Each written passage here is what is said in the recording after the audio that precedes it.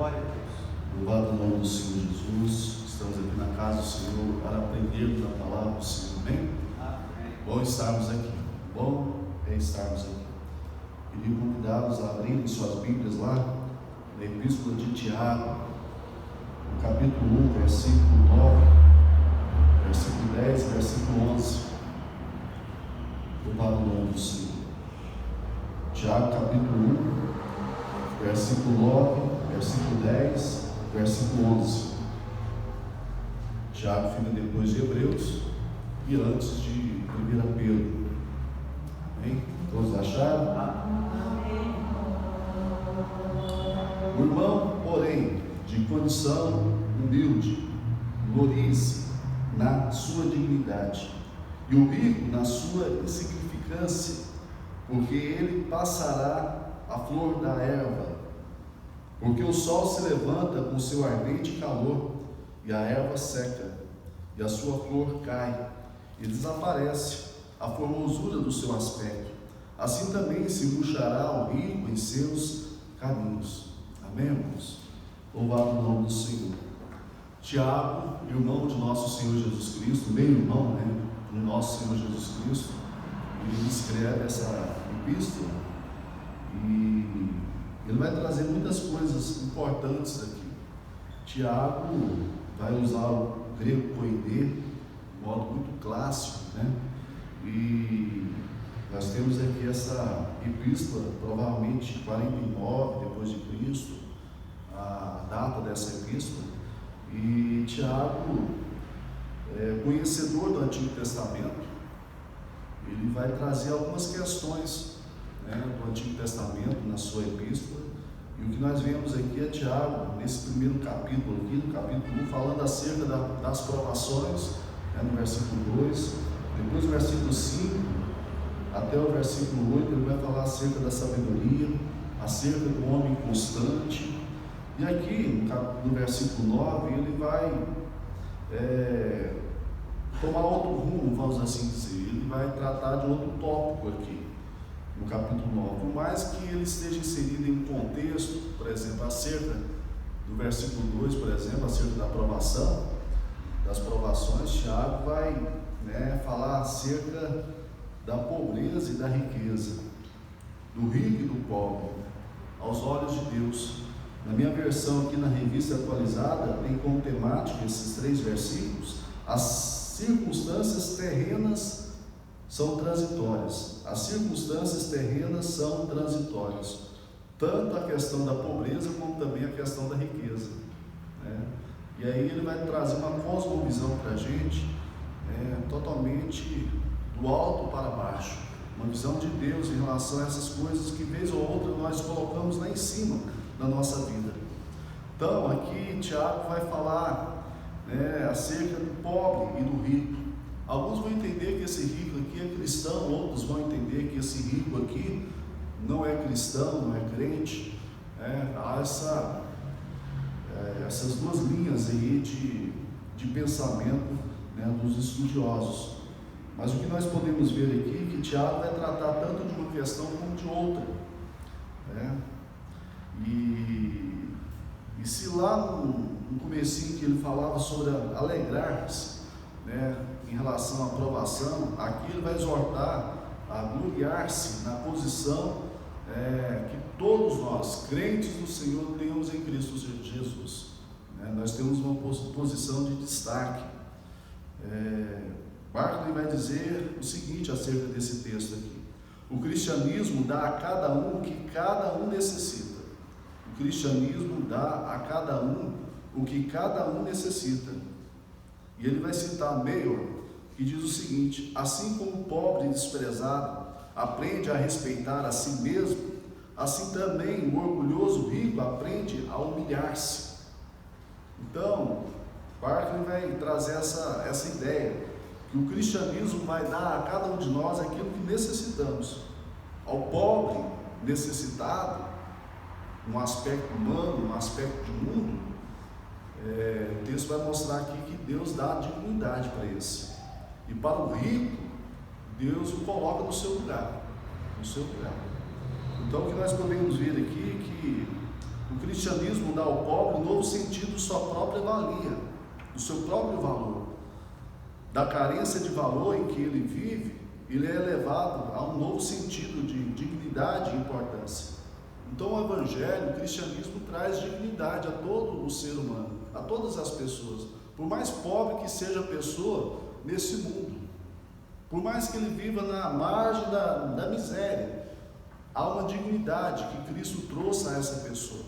E é isso que Tiago constrói aqui nesse texto, como toda a sua carta. No capítulo 2 ele vai falar acerca do rico, que entra na igreja, no templo, e que vez ou outra poderia acontecer, estava acontecendo ali naquela comunidade, a acepção de pessoas. O rico entra e ele é colocado no lugar de honra. O pobre chega e ele é colocado em pé em qualquer canto, ou se não, debaixo do estrado dos pés daquele que estava ali dirigindo a cerimônia. Então o que nós vemos aqui é Tiago dando valor àquele que não tem valor e colocando aquele que se acha que tem valor por conta da riqueza no seu devido lugar. E isso é muito importante para a gente, porque o Evangelho, o cristianismo, nivela todos os homens, a todos os homens, o pobre e o rico, o fraco e o poderoso, todos aos olhos de Deus estão no mesmo nível, no mesmo nível. Então não há ninguém mais do que o outro aos olhos de Deus, humanamente falando, em termos de posses, em termos de posição, em termos de importância, de modo nenhum. Então Tiago é um judeu escrevendo para judeu. Esses crentes aqui, que ele vai colocar aqui no primeiro versículo, acerca das 12 tribos, aqueles que foram dispersados pela perseguição, e aqueles que participaram das festas, principalmente do Pentecostes, e que foram espalhados em todo o mundo. Tiago está escrevendo para essas pessoas. E o que nós vemos aqui é Tiago trazendo uma imensa riqueza. Vez ou outra nós valorizamos muito Paulo, e de fato Paulo tem a sua imensa importância no Novo Testamento, uma vez que ele escreveu as 13 cartas, mas Tiago aqui é de uma importância imensa também. João também, de uma importância imensa. Então o que nós vemos aqui é Tiago, de um modo muito versátil, escrevendo essa carta de muita riqueza. Então quando a gente olha Tiago escrevendo essas palavras, Tiago sabia muito bem, conhecia muito bem o Antigo Testamento. E havia uma tradição do Antigo Testamento em relação à questão da pobreza. Havia uma visão, e a gente vê todo o cuidado, até mesmo em relação à lei de Deus, para os necessitados, para os pobres. Nessa perspectiva, Tiago está escrevendo aquilo que ele está vendo na comunidade, para os seus primeiros ouvintes, como também para a igreja de Cristo em todos os tempos. E havia essa tradição que resumia, pelo menos em 4 partes, a questão da relação da pobreza e a piedade. O primeiro aspecto é que Deus tem um cuidado especial pelo pobre, o oprimido, o rejeitado. Ele é o pai dos órfãos e juiz das viúvas, conforme nós podemos ver lá no Salmo 68, versículo 5. O segundo aspecto, o povo de Deus devia manifestar um cuidado semelhante pelas pessoas desfavorecidas.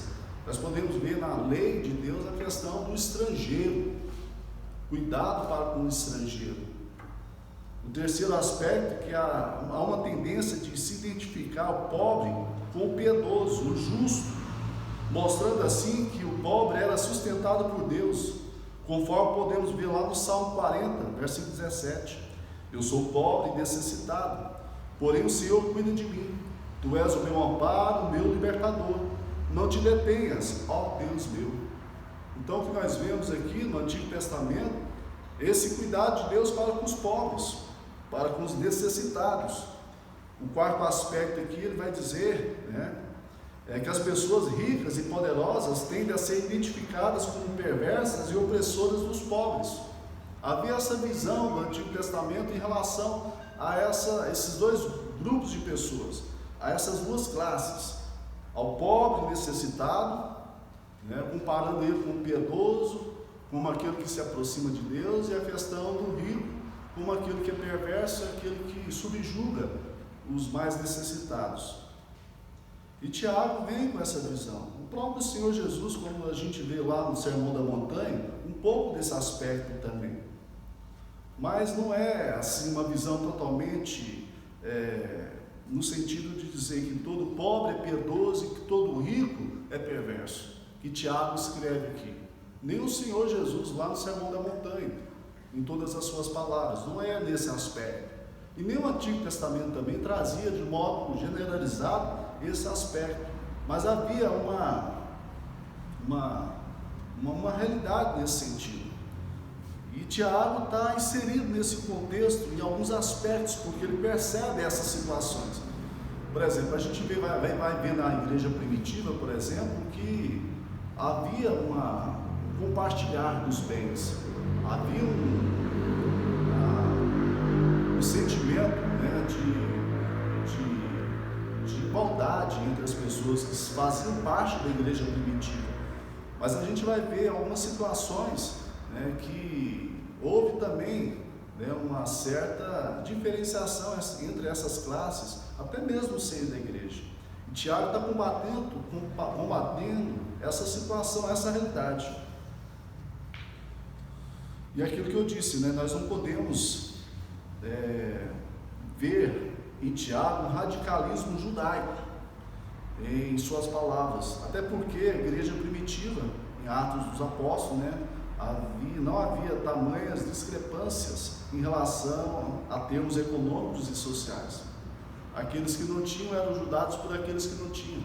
Então havia um compartilhar de bens ali na comunidade da igreja primitiva. Outro ponto é que Deus não é contra a riqueza. Deus abençoou muitos homens, os patriarcas. Abraão foi abençoado por Deus, enriqueceu. Jacó foi abençoado por Deus, Isaac foi abençoado por Deus. O próprio Jó, né, que a gente vai ver que um contexto patriarcal, né, a época de Jó. O próprio Davi foi um homem rico. No final da sua vida ele vai dar muitas das suas riquezas para a construção do templo. Salomão foi um homem sábio também, riquíssimo. E a gente vai ver outros reis, né, sendo ricos também. Então Deus não tem nada contra a riqueza. Dizer que Deus é contra a riqueza, que a riqueza é algo criado pelo diabo, por Satanás, isso é uma mentira. O diabo não cria nada. Deus criou a riqueza e Deus tem prazer em enriquecer o seu povo. Então a Bíblia não é contra a riqueza, a Bíblia é contra o amor ao dinheiro, a dependência, a confiança total na riqueza. É disso que a Bíblia é contra, a palavra de Deus, porque essa riqueza se torna Deus na vida da pessoa. E a pessoa se torna totalmente dependente dessa riqueza. É sobre isso. E também a Bíblia não quer dizer que a miserabilidade é algo que Deus tem prazer. A gente vai ver a teologia da libertação, né? O Leonard Boff, ele vai tratar essa questão aí como se o Evangelho fosse só nesse aspecto. É verdade que a Bíblia vai cuidar e precisa, e vai nos ensinar a cuidar do pobre, da viúva, mas não é nesse sentido que Tiago está falando aqui. Não é nesse sentido. Os pontos extremos aí são perigosos, e é isso que a gente precisa ter cuidado. Então, Tiago vai mostrar alguns aspectos para a gente aqui de muita importância, E o que ele começa a dizer para nós aqui é que o pobre, aquele que é desprovido de bens, de recursos, aquele que está numa situação rebaixada, vamos assim dizer, ele precisa ter um entendimento de que em Cristo ele é rico. Em Cristo ele possui uma imensa e intensa riqueza. E é isso que Tiago vai construir aqui para nós. O irmão, porém, de condição humilde, se exalte. Essa exaltação aqui não é no sentido de orgulho próprio, mas exaltar em Cristo Jesus, por aquilo que ele já conquistou e fez por nós. É isso que o Senhor coloca aqui, né, para nós, o Senhor Espírito Santo, né, mediante as palavras de Tiago. Já Tiago diz que o irmão pobre é aquele que está embaixo, e bem baixo, em uma escala socioeconômica bem rebaixada, vamos assim dizer, sem condições financeiras, alguém de baixa condição social, pobre, desprovido e desamparado, socialmente falando, abatido pelas circunstâncias.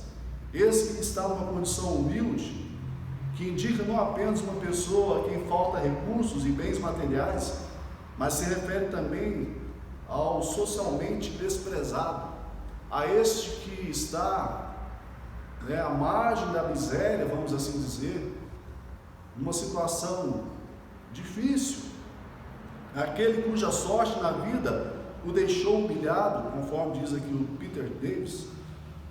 A esse há uma realidade espiritual totalmente diferente. Ele é pobre materialmente falando, socialmente falando ele é pobre, rebaixado, mas espiritualmente ele é rico, se crê em Cristo Jesus, se tem Jesus como Senhor e Salvador da sua vida. E é isso que Tiago coloca para nós, porque o Evangelho traz riqueza para o mais pobre dos homens, porque Jesus trouxe riqueza espiritual ao mais pobre de todos os homens. E isso é maravilhoso, magnífico, aquilo que Cristo faz por nós, fez por nós. Por isso que Tiago vai dizer ao abatido, ao pobre, ao desprezado, ao humilhado homem, aos olhos do homem, que esse homem deve se gloriar-se no Senhor, deve se orgulhar na pessoa de Cristo. Ele deve se exaltar na sua dignidade, na exaltação, na elevação. Não é uma vanglória arrogante de alguém que se acha importante por si mesmo, a partir de si mesmo, mas o alegre orgulho possuído pela pessoa que valoriza aquilo que Deus valoriza. E é isso que nós precisamos ter no nosso coração. É esse santo orgulho, amém? Se nós podemos dizer que há um santo orgulho, né? Há um santo orgulho que Deus permite que tenhamos.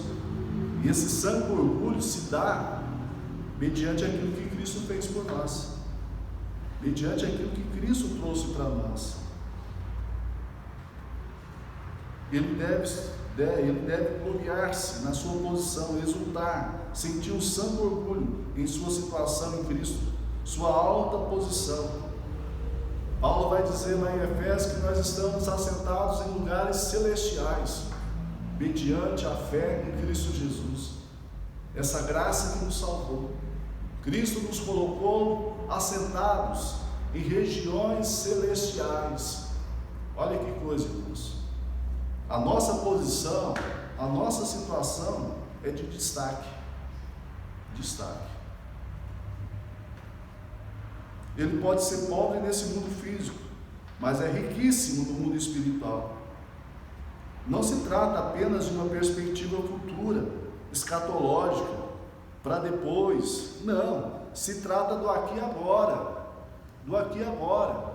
Já somos ricos em Cristo Jesus, já somos herdeiros de Deus, já somos co-herdeiros em Cristo Jesus. No aqui e no agora. No aqui e agora. E esse Deus Todo-Poderoso cuida dos necessitados, daqueles que, humanamente falando, estão desprovidos de cuidado. Deus zela por cada um, através da oração, através do clamor. Dizem que George Miller, grande servo do Senhor, que abriu vários orfanatos, né? E ele não saía pedindo recursos, ele ia orar. Por isso que ele gastava muito tempo em oração, horas e horas em oração.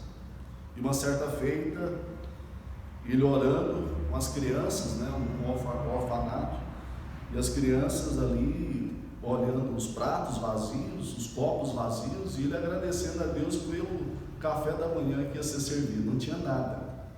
Não havia pão, não havia leite, não havia nada, e ele orando, agradecendo a Deus pelo café da manhã para as crianças. E a fé daquele homem era tamanha, e o cuidado de Deus também para com ele era tamanho, que chega um homem batendo na porta. E quando abre a porta, era o padeiro que tinha uma padaria na região. E ele dizia: olha, Deus me inquietou ontem para que eu trouxesse pães a vocês hoje. E eu levantei às 2 horas da manhã para produzir esses pães fresquinhos, e aqui eles estão. Aquele homem coloca os pães e de repente bate a porta novamente. O leiteiro, o caminhão do leiteiro quebrou na porta do orfanato, e ele precisava arrumar o caminhão e precisava tirar o peso do caminhão. E aí ele vai dizer para George Miller se ele não queria um pouco de leite para ajudá-lo a esvaziar o caminhão, para que ele pudesse arrumar o caminhão. E naquela manhã teve leite e pão. Deus cuida, Deus cuida. Mas Deus não apenas cuida de cada um de nós, que aos olhos dos homens podemos ser pobres. Deus nos dá riquezas espirituais. Riquezas espirituais. Talvez os grandes aqui na terra serão pequeninos diante do Senhor nos céus. E é isso que Tiago está mostrando para nós. A esses irmãos pobres, de condição humilde, que eles precisavam exultar naquilo que Cristo havia feito por eles, pois havia a dignidade de Cristo, do Senhor, para com eles. Jesus vai dizer lá em Mateus 5:3: bem-aventurados os humildes de espírito, porque deles é o reino dos céus. Essa humildade de espírito aqui no Sermão da Montanha é reconhecer que nós somos pobres, totalmente pobres e necessitados da graça de Deus. Pobres. Há uma dignidade espiritual dada pelo nosso Senhor aos que creem em seu nome, aos que pela graça foram salvos e que agora estão assentados nos lugares celestiais em Cristo Jesus. Talvez muitos de nós viveremos nessa terra não possuindo muitas coisas materiais, mas já somos ricos em Cristo. Isso não nos remete a uma passividade, a uma inércia, a uma preguiça, de modo nenhum. E é isso que a gente precisa buscar aqui em Tiago. Tiago está dizendo para nós que a miserabilidade ou viver na pobreza é algo que traz conotação espiritual. Não é isso que se trata o texto. Ele não está aqui fazendo apologia à pobreza, dizendo que a pobreza é sinal de espiritualidade. Não é essa a questão. Que nós precisamos lutar por aquilo que desejamos, e Deus tem prazer em abençoar os seus filhos e dar posses aos seus filhos. Deus tem prazer nisso. Mas a condição humilde nos mostra também que, a despeito dessa condição humilde, nós somos riquíssimos em Cristo Jesus. E que por mais sejamos ricos aqui, a maior riqueza que nós podemos ter é a riqueza espiritual em Cristo Jesus. É isso que Tiago vai mostrar aqui para nós. Então, Tiago condena esse pensamento extremo, pois isso não condiz com os céus. Deus deseja abençoar o seu povo. Provérbios 30, versículos 7 ao 9, vai dizer para nós algo interessante. 2 coisas te peço: não me negues, antes que eu morra. Afasta de mim a falsidade e a mentira. Não me des nem a pobreza, nem a riqueza. Dá-me o pão que me for necessário, para não suceder que, estando eu farto, te negues e diga: quem é o Senhor? Ou que empobrecido venha furtar e profane o seu nome. Olha aqui o equilíbrio. Provérbios vai trazer para nós essa sensatez, esse equilíbrio de não querer a pobreza extrema e também aquilo que nós não temos condições de administrar, que seria uma riqueza fora do comum. Infelizmente, irmãos, muitos que são abastados e ricos, e desses muitos cristãos, infelizmente muitos não conseguem administrar de modo positivo a riqueza. Mas há uma grande exceção nisso tudo. Há pessoas que conseguem sim, pessoas que são ricas, que têm fortuna e conseguem abençoar a obra de Deus, conseguem repartir. E Tiago fala acerca disso. E aí o versículo 10, Tiago vai falar acerca dos ricos. E o rico, na sua insignificância, porque ele não passará como a flor da erva. É isso que ele coloca para nós. E o rico, na sua insignificância, porque ele passará, eu falei não passará, né? Passará como a flor da erva. É isso que ele coloca para nós. Na versão de Jerusalém, mas o rico na sua humilhação, porque ele passará como a flor da erva. Que contraste, né? Vemos aqui a condição humilde de abatimento do irmão pobre sendo contrastada com a elevação arrogante do rico. Em certo sentido, os ricos estão numa situação, humanamente falando, bem melhor, bem mais segura, pois não sofrem privação de coisas materiais, a fome não bate na porta deles, não há falta de recursos, e não há nada que possa, no sentido material, assolar a vida deles. Não há. O grande perigo das riquezas é que elas tendem a dar ao homem um falso sentimento de segurança. Ele crê que estará seguro, ele crê que possui muitos recursos para enfrentar qualquer coisa, pois pensa que pode comprar tudo e pode pagar para evitar qualquer situação desagradável. Aquele que tem posses, aquele que é rico, não todos, mas grande parte, tem esse pensamento no coração, de se precaver. Isso é tão pernicioso, porque aqueles que são ricos, até mesmo numa situação de pandemia, a qual nós estamos passando, ganham mais dinheiro ainda. Em situações de crise, ganham mais ainda. E a preocupação do rico, não todos, é pelo menos duas: é não perder o que tem e ganhar mais. São essas duas preocupações. E Deus vai ficando de lado.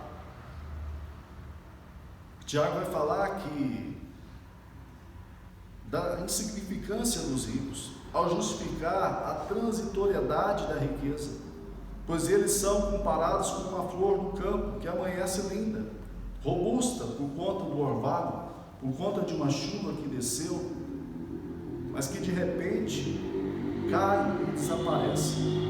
Tiago coloca bem claro para nós aqui que a riqueza é transitória, pode ser transitória, por várias questões e questões humanas. Uma crise econômica, quantas empresas aí de 40, 50 anos, por conta dessa pandemia, estão em situação de falência, do nada. E o que nós podemos ver, irmãos, que a riqueza, aquele que confia totalmente na riqueza, pode se dar muito mal, Mateus capítulo 6, versículo 19, 21, nós podemos ver algo interessante. Vamos abrir lá, Mateus capítulo 6, versículo 19. Jesus falou acerca dos tesouros do céu, né?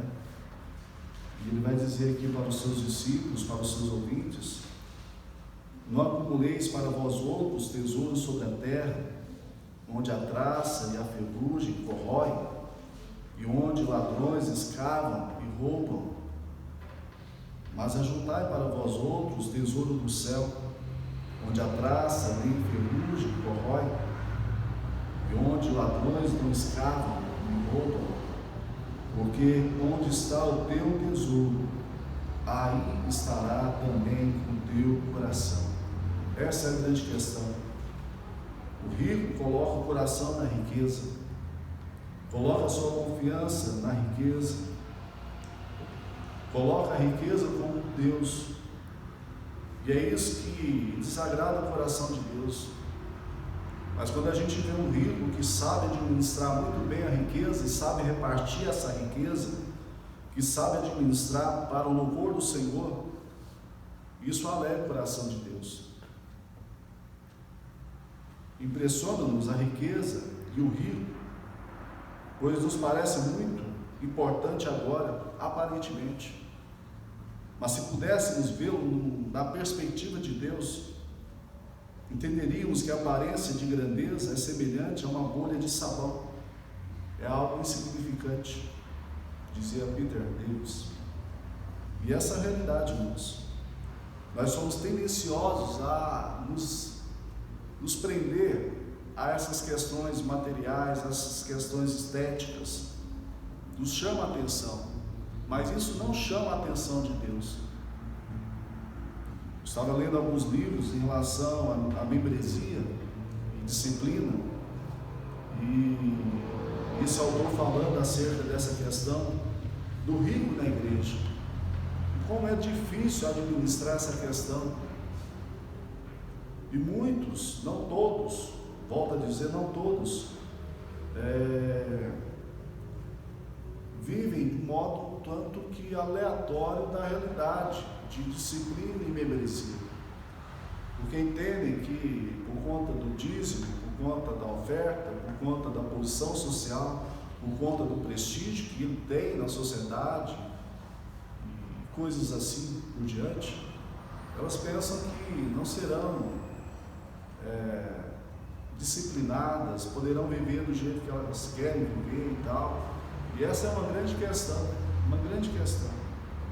Infelizmente, muitos estão sendo massageados o ego de tais pessoas, porque muitos líderes não querem perder essas pessoas. E a pessoa vai vivendo do jeito que quer. Tiago vai dizer para nós aqui, irmãos, da finitude desse rico. Assim toda a árvore, perdão que eu estou no Mateus. Porque o sol se levanta com o seu ardente calor, e a erva seca, e a sua flor cai e desaparece, a formosura do seu aspecto. Assim também murchará o rico em seus caminhos. É interessante que o vento do deserto, ele vem ardente, intensamente. E quando ele vem, a flor pode estar linda, robusta, ela não aguenta a pressão do calor e ela seca, ela cai e ela perde a sua formosura. Tiago está fazendo uma comparação daqui usando essa linguagem aqui bem real, de algo que estava bem presente naquele contexto cultural. Bosques lindos que de repente eram destruídos por conta do vento ardente do deserto, ardente, e que consome tudo ao seu redor. Tiago está dizendo que o rico é desta forma também, que ele haverá de murchar, ele haverá de cair. E quando a gente vê o termo aqui no grego, quer dizer também acerca da morte, do fim da vida. E é isso que a gente pode ver, irmãos, que aquele que confia totalmente na riqueza e despreza o Senhor Deus, aquele que se acha muito, se acha importante por conta daquilo que possui, na realidade ele é um pobre diante dos olhos de Deus. Pobre, miserável. E quantas pessoas, humanamente falando, um aspecto psicológico, emocional, a pessoa tem riqueza, tem bens, mas é um ser, existencialmente falando, empobrecido, miserável. A única coisa que ele tem é riqueza, nada mais. E Tiago vai colocar isso para nós. Assim é o rico, com toda a sua beleza econômica, ele não subsistirá diante dos inúmeros ventos ardentes, desse ardente calor do vento. Eu queria ler com vocês o texto lá de Lucas, capítulo 12.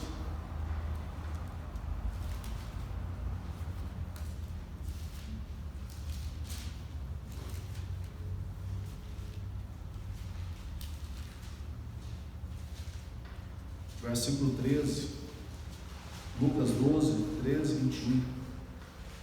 Jesus vai reprovar a avareza aqui e vai dizer para nós aqui o seguinte: nesse ponto, um homem que estava no meio da multidão lhe falou: mestre, ordena a meu irmão que reparta comigo a herança. Mas Jesus lhe respondeu: homem, quem me constituiu juiz ou partidor entre vós?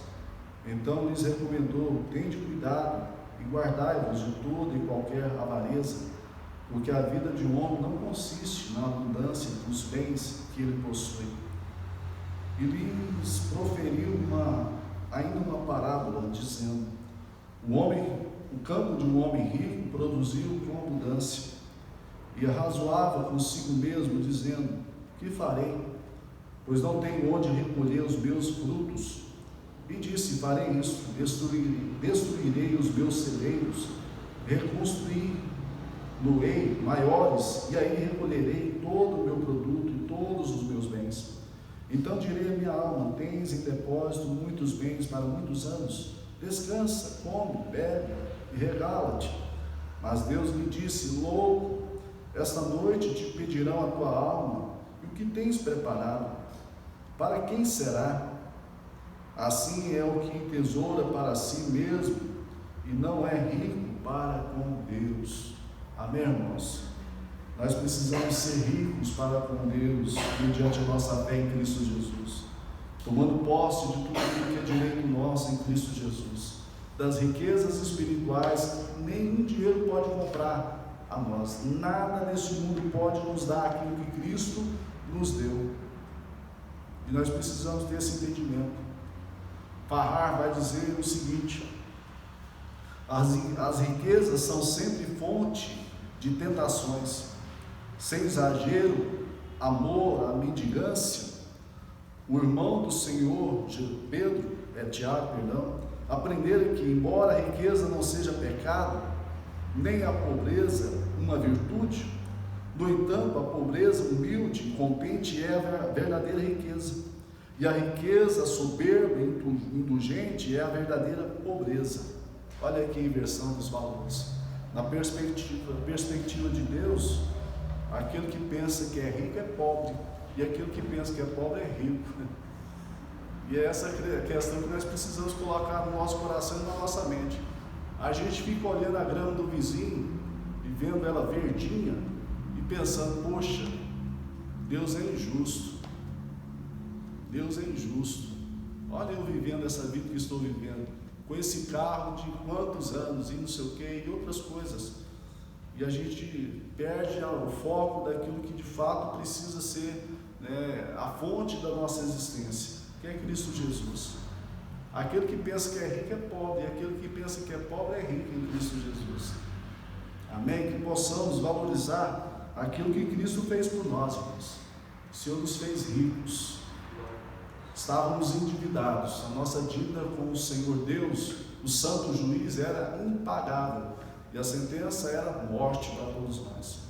Cristo veio, pagou a nossa dívida e colocou um saldo imensamente maior do que a nossa dívida, e hoje nós temos acesso ao trono de Deus. Nós podemos chamar Deus de Abba Pai, Abba Pai. Temos comunhão plena com o Espírito Santo, e vislumbrar as riquezas espirituais dadas aos filhos de Deus mediante Cristo Jesus. Paulo sabia daquilo que estava falando, sabia da riqueza em Cristo Jesus, aquele que criou todas as coisas, que por meio dele foram todas as coisas criadas, e para ele todas as coisas foram criadas, os fez seus co-herdeiros. Deus possa nos abençoar e fazer de nós pessoas sábias, que lutam, que trabalham, que correm atrás, mas que entendem que a maior riqueza é a riqueza espiritual, porque nós somos peregrinos, e o nosso tesouro precisa estar nos céus, onde o ladrão não consegue roubar, onde a traça não consegue corroer. É lá, naquele lugar. O resto é resto. Amém, irmãos? E Deus nos dê graça para isso. Vamos ofertar? Você que trouxe sua oferta, vamos abençoar.